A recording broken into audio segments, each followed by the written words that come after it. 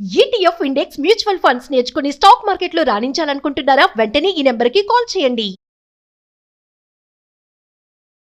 హైదరాబాద్ మహానగరం నుంచి ఆంధ్రప్రదేశ్ రాజధాని అమరావతికి చేరుకోవాలంటే ఎంత సమయం పడుతుంది? విమానంలో అయితే విజయవాడ చేరుకోవడానికి గంట సమయం, విమానాశ్రయానికి ఇక్కడి నుంచి వెళ్ళడానికి ఒక గంట సమయం, మళ్ళీ అక్కడ ఎయిర్పోర్ట్ నుంచి అమరావతి చేరుకోవడానికి ఇంకో గంట సమయం. ఈ లెక్కను చూస్తే కనీసం 3 నుంచి 3.5 గంటలు పడుతుంది కదా.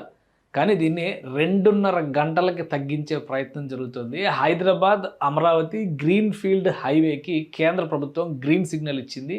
దాదాపు 10,000 కోట్ల రూపాయలు ఖర్చు అయ్యేటువంటి ఈ ప్రాజెక్టుకి సంబంధించినటువంటి కంప్లీట్ డిపిఆర్ని రెడీ చేసేటువంటి ప్రయత్నాల్లో ఇప్పుడు ఆంధ్రప్రదేశ్ ప్రభుత్వం, ముఖ్యంగా NHAI national highway authority of India focus చేస్తుంది. ఈ 2 నగరాలని కలిపేటువంటి లక్ష్యంతో ఆల్రెడీ విజయవాడ హైదరాబాద్కి సంబంధించి డెడికేటెడ్ ఎక్స్ప్రెస్ వే అనేటువంటి డిస్కషన్ జరుగుతుంది. 2 గంటల్లో విజయవాడ చేరేలా ప్రణాళిక. అలానే రాజధాని అమరావతికి, నదికి ఆవల ఉన్నటువంటి అమరావతికి, విజయవాడ వరకు వెళ్లకుండా నేరుగా అమరావతిలోకి వెళ్ళాలంటే స్పెషల్ గ్రీన్ఫీల్డ్ హైవే ఉండాలనేటువంటి ప్రతిపాదనని గతంలోనే ఆంధ్రప్రదేశ్ ప్రభుత్వం కేంద్రం ముందర ఉంచింది. గత 5 సంవత్సరాల్లో జరిగినటువంటి 2019-24 మధ్య జరిగినటువంటి అమరావతి విచ్ఛిత్తి కార్యక్రమం, అమరావతి విచ్ఛిన్నం అయినటువంటి విధానం నేపథ్యంలో ఈ ప్రాజెక్టులన్నీ వెనక్కిపోయినాయి. ఇప్పుడు ఫైనల్గా కేంద్ర ప్రభుత్వం క్లియరెన్స్ ఇచ్చింది.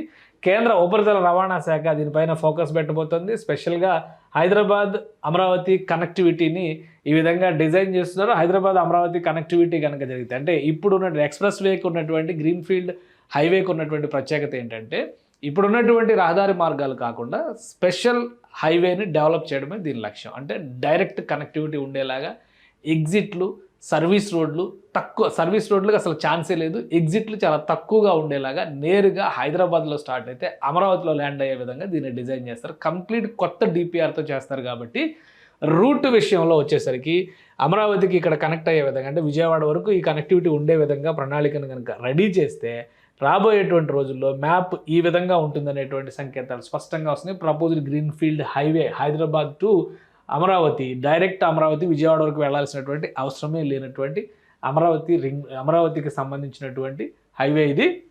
ఇక్కడ 2 విషయాలు గుర్తుపెట్టుకోవాలి. హైదరాబాద్ చుట్టూ ఔటర్ రింగ్ రోడ్ ఉంది. ఔటర్ రింగ్ రోడ్లో ప్రస్తుతం ఉన్నటువంటి ఇన్ఫర్మేషన్ ప్రకారం బండ్లగూడ ప్రాంతం నుంచి హయత్ నగరం మీదుగా వెళ్లేలాగా ఈ గ్రీన్ఫీల్డ్ హైవేని నిర్మించాలి. ఇబ్రహీంపట్నం కూడా కనెక్ట్ అవుతుంది. ప్రస్తుతం హయత్ నగర్ ఇబ్రహీంపట్నం కనెక్ట్ అవుతూ చింతపల్లి, దేవరకొండ ఇక్కడ వరకు తెలంగాణ బోర్డర్ ఉంటుంది. ఇక్కడ ఉన్నటువంటి అటవీ ప్రాంతాల్లో నుంచి ఇది డైరెక్ట్ కనెక్టివిటీ. అంటే ఇప్పుడు ఉన్నటువంటి 2 మార్గాలు, ఒకటి విజయవాడకి డైరెక్ట్గా వెళ్ళేటువంటి, హైదరాబాద్ నుంచి విజయవాడకి వెళ్ళేటువంటి మార్గం వేరే ఒకటి ఉంది. ఆ మార్గం కనుక నార్కెట్పల్లి మీద నుంచి వెళ్తుంది. ఇంకొకటి మిర్యాలగూడ మీద నుంచి గుంటూరుకు వెళ్ళేటువంటి మార్గం ఉంది. అది ఇక్కడ కనెక్ట్ అవుతుంది. గుంటూరు ప్రాంతంలో ఇక్కడ కన్వర్ట్ అయ్యి నరసరావుపేట వీటి మీదుగా వెళ్తుంది. కానీ వీటన్నిటికీ భిన్నంగా ఇప్పుడు డెవలప్ చేయబోయేటువంటి హైవే నేరుగా దేవరకొండ నుంచి ఈ ఫారెస్ట్ ప్రాంతం దాటిన తర్వాత చిలకలూరుపేటలోకి ఎంటర్ అవుతుంది. నరసరావుపేట డైరెక్ట్ అమరావతి, ఓల్డ్ అమరావతి, ఇప్పుడు న్యూ అమరావతి. సో దీనికి కనెక్ట్ అయ్యే విధంగా ప్లాన్ చేస్తున్నారు. దాదాపు 230 నుంచి 250 కిలోమీటర్లు డిస్టెన్స్ ఉంటుందని చెప్పని ఒక అంచనా వేస్తున్నారు. 10,000 కోట్ల రూపాయలు ఎక్స్పెండిచర్ అవుతుందని చెప్పని భావిస్తున్నారు. అలానే 10,000 కోట్ల రూపాయలు ఎక్స్పెండిచరే కాదు, దీనికి కొన్ని ప్రత్యేకతలు కూడా ఉంటాయి. గ్రీన్ఫీల్డ్ హైవే అంటే అవసరమైన చోట కొంత ఎలివేటెడ్ కారిడార్స్గా కూడా నిర్మిస్తారు. ఎక్కడైనా చిన్న చిన్న పల్లెలు, పట్టణాలు వచ్చేటువంటి ప్లేస్లో. సో పూర్తి స్థాయి డిపిఆర్ని రూపొందించేటువంటి బాధ్యతని నేషనల్ హైవే అథారిటీ టేకప్ చేస్తుంది. కేంద్ర ఉపరితల రవాణా శాఖ ఇప్పటికే క్లియరెన్స్ ఇచ్చింది. ఈ సమగ్ర నివేదిక వస్తే పాయింట్ టు పాయింట్ ఏ గ్రామం నుంచి ఏ గ్రామంలోకి వెళ్తుంది అనేటువంటి క్లారిటీ వస్తుంది.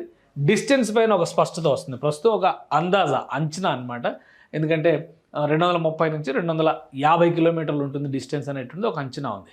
ఇది ఫైనల్ అవుతుంది డిపిఆర్ కంప్లీట్ అయిన తర్వాత. ఒక్కసారి డిపిఆర్ అయిన తర్వాత యాజ్ ఇట్ ఈస్గా బహుశా డిపిఆర్ పని ప్రారంభించడానికి కూడా ఈ 2025 ఎండింగ్ కల్లా ఈ పనిని మొదలుపెట్టేటువంటి అవకాశం ఉంటుంది. 2025 ఎండింగ్ కల్లా డిపిఆర్ ప్రాసెస్ అంతా కంప్లీట్ అయితే కనుక 2006లో ఈ ప్రాజెక్ట్ నిర్మాణం మొదలవుతుంది.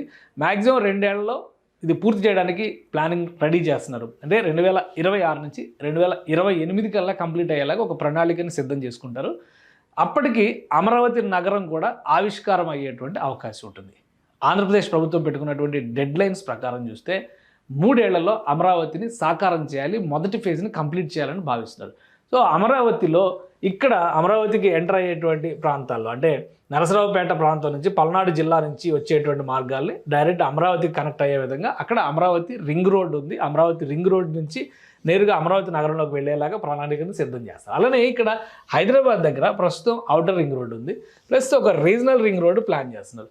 ఈ ఔటర్ రింగ్ రోడ్కి రీజనల్ రింగ్ రోడ్కి కూడా రేడియల్ రోడ్స్ని కనెక్టివిటీ ద్వారా ఈ ఎక్స్ప్రెస్ వేకి తీసుకొచ్చేలాగా ప్రణాళికల్ని రెడీ చేసే ఆలోచనతో కేంద్ర ప్రభుత్వం ఉంది, ఆంధ్రప్రదేశ్ ప్రభుత్వం అలానే తెలంగాణ ప్రభుత్వం మూడు కూడా సమన్వయంతో పనిచేయాల్సినటువంటి అవసరం ఉంటుంది. ఎందుకంటే ఇక్కడ భూసేకరణ అనేటువంటి అంశం ఉంటుంది. రెండు ప్రభుత్వాలు స్థానికంగా భూములు సేకరించి కేంద్ర ప్రభుత్వానికి అప్పగిస్తే కేంద్ర ఉపరితల రవాణా శాఖ NHAI ఆధ్వర్యంలో ఈ గ్రీన్ఫీల్డ్ హైవే నిర్మాణ ప్రణాళికని అమలు చేస్తుంది. పూర్తిగా ఇది కేంద్ర ప్రభుత్వ ప్రాజెక్ట్ అవుతుంది, కానీ రాష్ట్రాలు సమన్వయం చేయాల్సినటువంటి అవసరం ఉంటుంది. రాబోయే రోజుల్లో రెండు తెలుగు రాష్ట్రాల రాజధానులు అత్యంత సమీపంగా అంటే ప్రయాణానికి సంబంధించి చూస్తే కనుక 2.5 గంటల్లో వెళ్ళే విధంగా ప్లాన్ చేస్తారు. అది దాని లక్ష్యమే ఈ అమరావతి గ్రీన్ఫీల్డ్ హైవే.